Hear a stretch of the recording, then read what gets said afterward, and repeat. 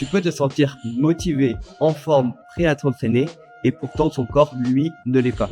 Et ça, ton cardio ne te le dira pas. La HRV en anglais, VFC en français, c'est la variabilité entre deux battements de ton cœur. Contrairement à ce qu'on pense, un cœur en bonne santé ne bat jamais de manière régulière. La petite variation reflète directement l'état de ton système nerveux. Ta HRV est élevée, ton corps est détendu, adaptable et prêt à encaisser une charge. Telle baisse, c'est souvent le signe d'un stress.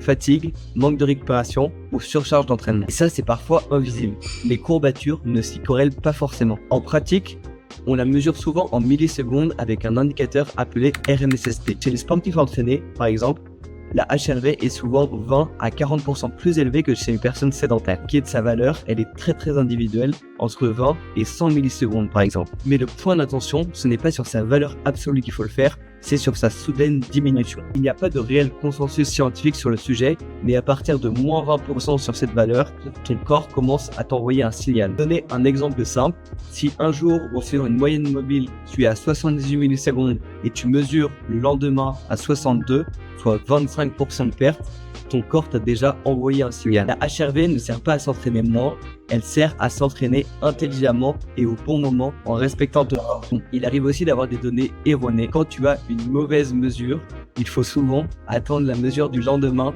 pour être sûr que cette baisse s'installe.